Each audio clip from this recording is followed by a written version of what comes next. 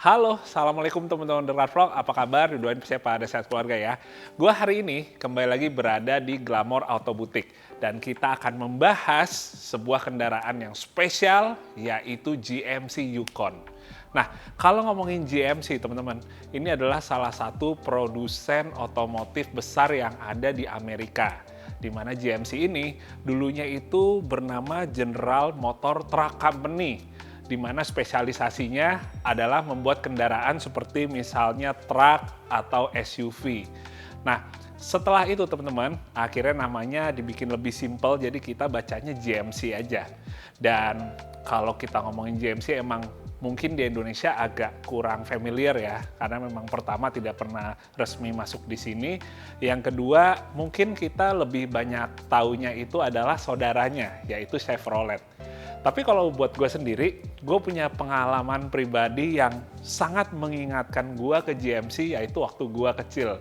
Di mana orang tua gue dulu suka ngajak gue buat jalan-jalan pakai kendaraan GMC-nya, lebih tepatnya GMC 100 tahun 1950-an, dan itu benar-benar memorable banget sampai sekarang. Nah, balik lagi ngomongin GMC, jadi GMC itu sebenarnya dengan Chevrolet boleh dibilang mereka ini adik kakak ya teman-teman ya. Produknya banyak yang platformnya sama, walaupun untuk GMC sendiri sebenarnya ini adalah brand yang boleh dibilang lebih premium. Jadi walaupun mobilnya sama, tapi emang positioningnya itu dia tetap lebih di atasnya Chevrolet teman-teman.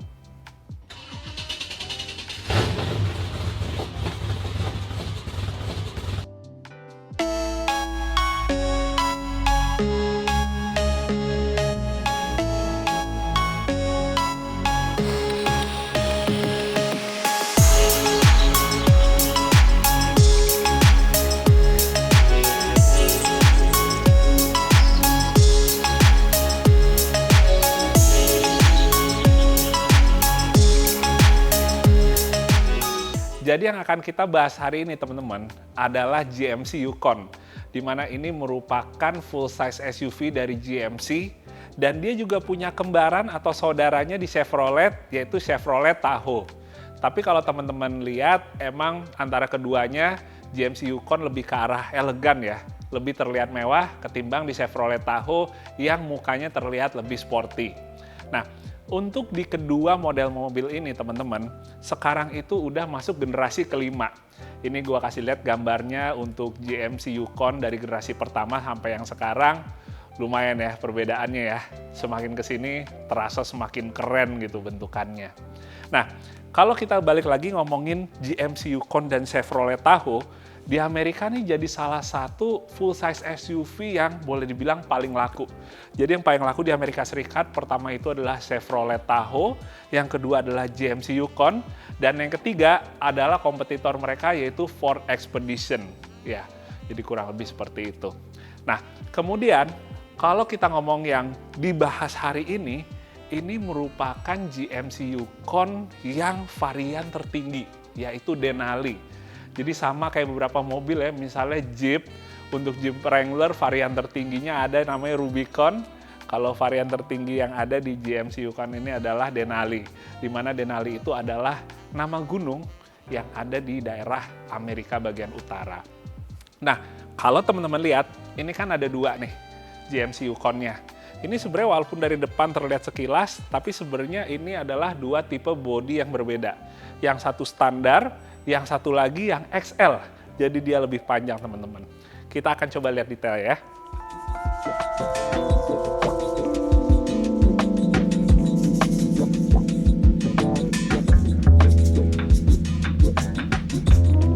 Oke, kita pertama akan bahas dulu untuk eksterior di bagian depan ya teman-teman. Jadi kalau kita ngomongin desain mobil SUV setidaknya untuk yang ada di Amerika Serikat, gua pribadi lebih suka model-modelnya yang ada sekitar mungkin 10 tahun ke belakang ya. Karena kalau gua ngelihat balik lagi mungkin ke tahun 90 atau 2000-an awal gitu, desainnya masih banyak yang culun, terlalu membulat, nggak terlalu memperlihatkan sebuah SUV yang kekar dan maco teman-teman. Tapi emang kalau sekarang-sekarang ini, kayak misalnya sekarang yang ada di GMC Yukon ini, baru nih rasa cinta gue terhadap desain mobil-mobil Amerika Serikat itu udah mulai muncul. Nah, kalau kita ngomongin mukanya yang ada di GMC Yukon, ini kalau kita ngomongin kayak gagahnya, sangarnya udah kelihatan banget. Kayak misalnya contoh dari grillnya atau fascia depannya yang bener-bener ngeliatin sebuah mobil Amerika yang buffy, yang bener-bener bulky, intimidatif, dan ya kurang lebih semua kata-kata sejenisnya itu ada di mobil ini. Nah, tapi emang sebenarnya kalau untuk varian yang paling tinggi atau varian Denali ini sebenarnya dia emang desainnya beda ya dengan GMC Yukon yang varian di bawahnya. Tetap lebih mewah, tetap lebih elegan yang di Denali, tapi bukan berarti kalau kita ngomongin varian bawah itu nggak ada mewah-mewahnya ya, tetap mewah juga. Nah, jadi overall kalau gue lihat desain dari GMC Denali ini emang kayaknya lebih cocok buat dipakai misalnya sama pejabat atau sama bos besar ketimbang dipakai sama instansi negara. Tapi emang bener sih ya, di Amerika pun kalau kita ngomongin misalnya untuk dipakai polisi, FBI, dan lain-lain, itu memang kebanyakan pakainya yang Chevrolet Tahoe dibandingkan GMC Yukon. Kemudian desain untuk lampunya atau headlampnya ini sebenarnya sekarang menjadi ciri khasnya GMC teman-teman. Dia buat DRL-nya modelnya C-shape atau huruf C. Emang kayaknya nggak sedikit juga sekarang ya yang DRL itu modelnya huruf C gitu. Tapi GMC emang udah konsisten sekarang menggunakan desain yang bentuknya huruf C ini di berbagai model mobilnya. Geser ke bagian samping teman-teman. Di sini kita baru bisa ngelihat perbedaan dari tipe bodi yang biasa dengan yang XL. Yang ada di sebelah gua persis ini adalah yang tipe XL teman-teman. Dimana dia panjangnya sampai ke 5,7 meter. Panjang banget teman-teman. Sementara yang ada di bagian belakangnya, ini adalah versi yang standar. Dimana dia kurang lebih panjangnya sekitar 5,4 meter. Yang paling kelihatan sih emang di bagian kaca belakang ya teman-teman ya. Tapi sebenarnya nggak cuma bodi bagian belakangnya aja yang berbeda panjangnya, tapi juga untuk wheelbase-nya menyesuaikan ya. Jadi untuk yang XL ini, dia pun untuk gardan belakangnya juga lebih mundur lagi teman-teman. Kemudian kalau kita ngomongin untuk velg, ini velgnya dia juga mempunyai banyak pilihan model dan ukuran atau diameter dari velgnya. Kalau yang ada di varian Denali ini, dia menggunakan velg aluminium ring 22 dengan profil ban 275/50. Sementara kalau kita ngebahas eksterior bagian belakang teman-teman, kurang lebih yang di varian Denali itu nggak berbeda dengan varian di bawahnya. Bahkan kalau dibandingkan dengan Chevrolet Tahoe, itu juga hampir mirip teman-teman bagian belakangnya. Jadi bedanya hanya sedikit yaitu pada bagian stop lamp-nya. Kemudian kalau kita ngomongin bagasinya, kita coba buka ya.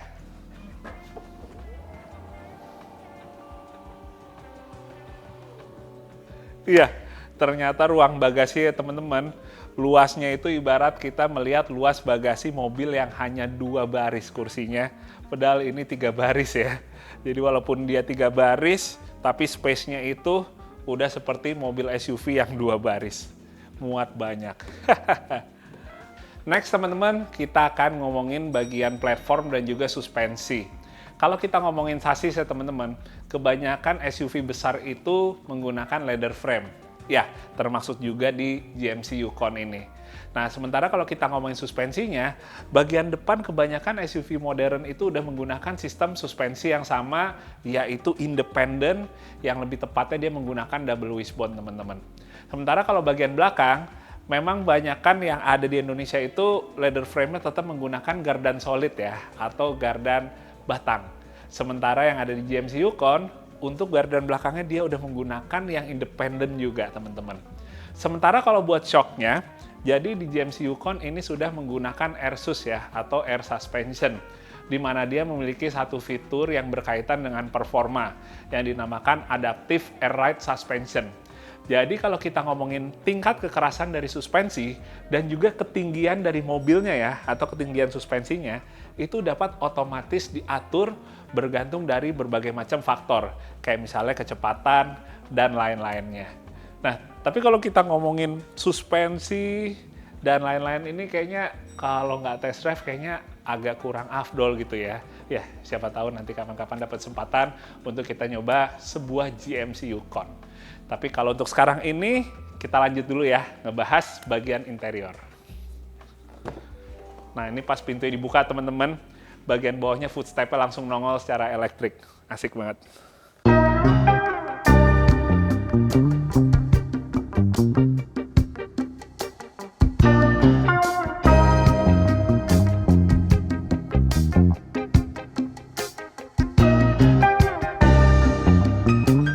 Bismillah, Assalamualaikum. Oke teman-teman, gue pengen coba nyalain dulu sebelum kita ngebahas interior. Wah, hehehe. Ya, jadi pertama yang pengen gue bahas adalah untuk dashboard ya teman-teman. Biasanya kalau kita ngomongin mobil yang varian atas dengan varian bawahnya, untuk di bagian dashboardnya itu salah satu yang membedakan adalah untuk materialnya. Termasuk untuk tombol-tombolnya, dimana biasanya kalau kita ngomongin varian atas, tombol lebih lengkap ya teman-teman daripada varian yang di bawahnya. Tapi kalau ngomongin di GMC Yukon, varian teratas atau varian Denali-nya ini bener-bener desainnya berubah atau berbeda total teman-teman dibandingkan dengan yang bawahnya. Jadi dia desainnya itu boleh dibilang lebih elegan, lebih berasa lagi kalau ini emang top of the line-nya ya teman-teman ya. Jadi nggak cuma desainnya yang berbeda, tapi juga kalau kita ngomongin untuk materialnya, kayak misalnya untuk leather di bagian dashboard, di bagian joknya, dia emang terlihat dan terasa lebih mewah. Termasuk untuk stitchingnya atau jahitannya, dan juga wood panel aslinya yang ada di beberapa bagian, kayak misalnya di dashboard, di door trim, maupun di tengah sini teman-teman. Nah, lanjut. Kalau kita ngomongin untuk layar infotainmentnya, ini ukurannya 10,2 inch. Tapi ini bukan buat gosip ya teman-teman ya layar infotainmentnya, melainkan untuk kita mengatur segala macam kebutuhan kita kayak misalnya konektivitas dan lain-lain.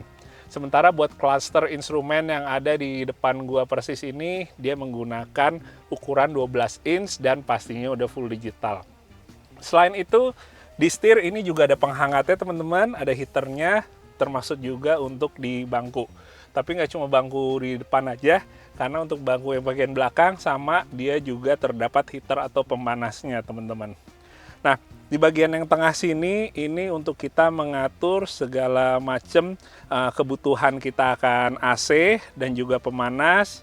Kemudian juga ada tombol-tombol di atasnya untuk kebutuhan kontrol audio. Sementara di setir juga standar ya, kayak misalnya untuk cruise control, untuk ngatur audio, dan lain-lain.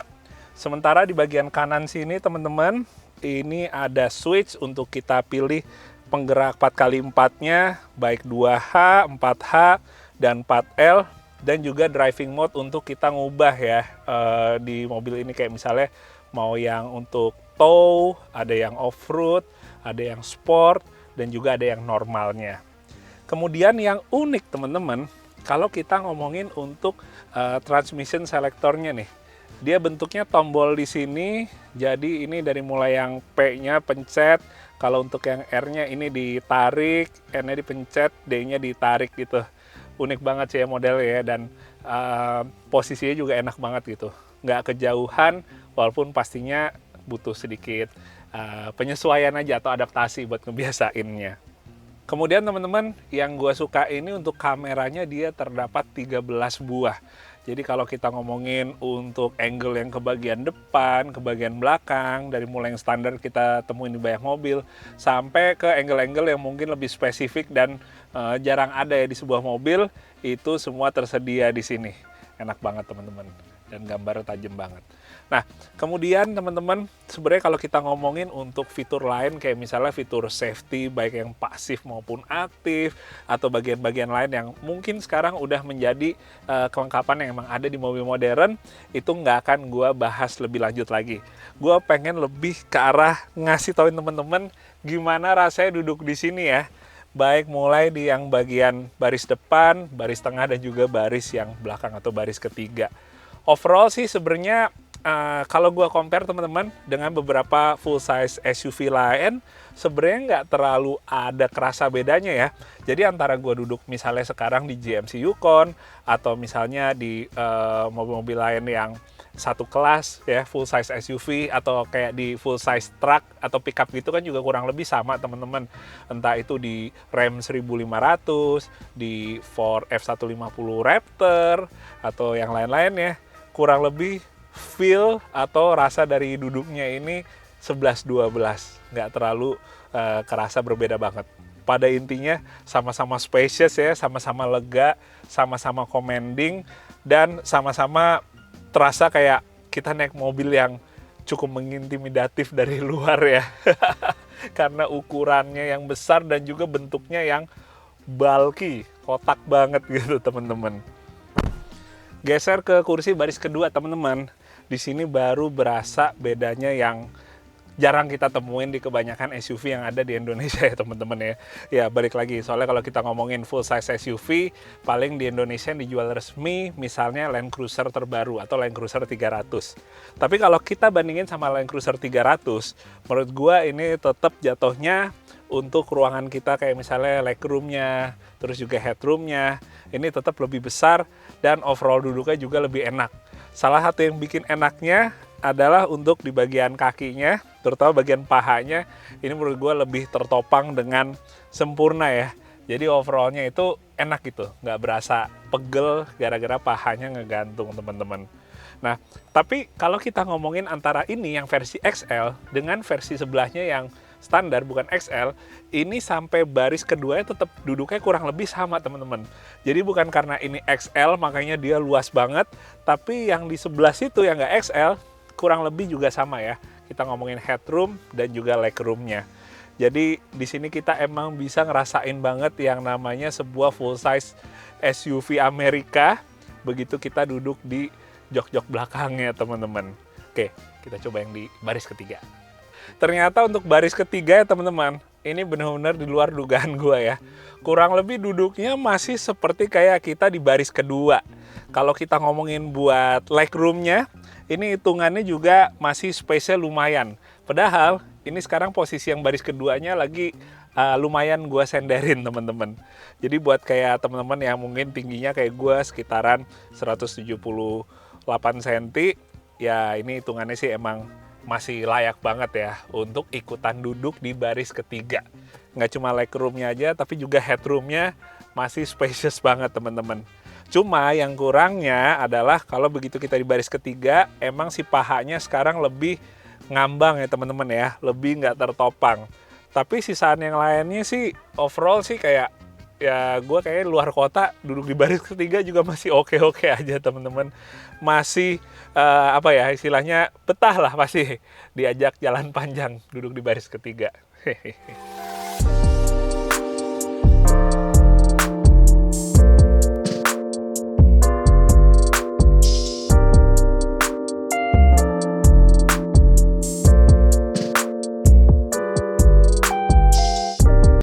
Dan yang terakhir teman-teman, kita akan ngebahas untuk mesin.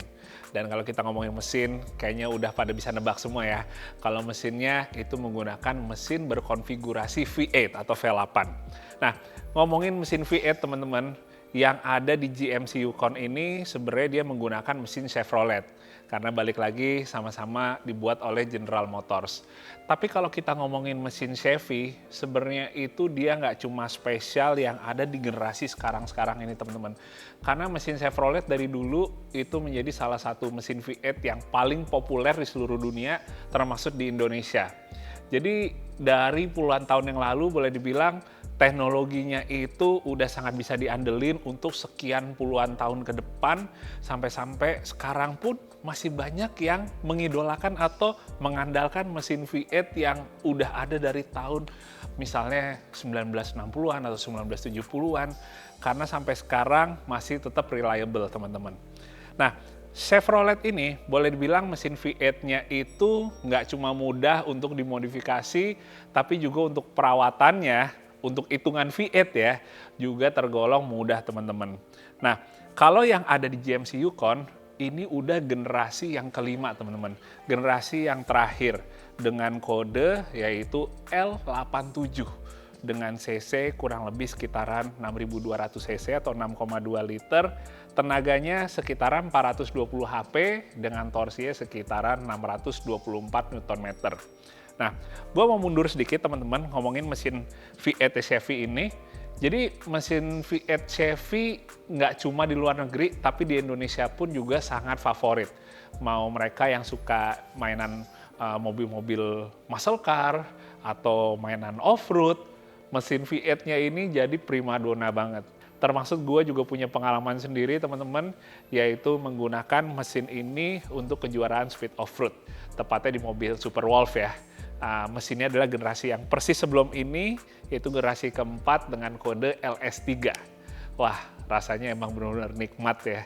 Kalau teman-teman mungkin yang emang udah suka sama V8, itu kadang-kadang susah buat move on ke mesin-mesin yang cc-nya lebih kecil ya. Nah, mesin di sini itu dikawinkan dengan transmisi 10 speed teman-teman. Jadi ya kalau kita ngomong power delivery-nya, terus juga konsumsi BBM-nya, semestinya bisa jauh lebih optimal lagi. Jadi kayak misalnya di GMC Yukon ini kurang lebih dalam kotanya sekitaran 1:6, kalau untuk luar kotanya 1:8. Ya hitungannya sih buat gue ya, itu sih cukup oke lah, cukup bisa diterima. Karena kalau misalnya kita udah pakai kompetisi, kayak misalnya gue di Super Wolf gitu, itu bisa 1 liter 500 meter teman-teman. Ya tapi memang beda ya peruntukannya ya.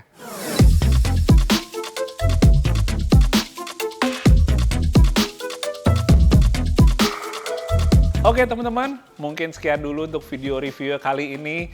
Jadi buat kalian yang pengen tahu lebih jauh, pengen nanya-nanya detail tentang SUV ini, kalian bisa kontak ke nomor yang ada di sini, termasuk juga untuk sosial media dari Glamour Auto Boutique.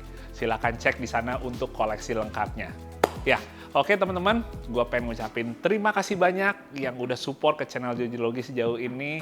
Semoga video kali ini bisa bermanfaat untuk kalian semua. Kita ketemu lagi di video yang berikutnya ya. Oke, sampai jumpa. Assalamualaikum.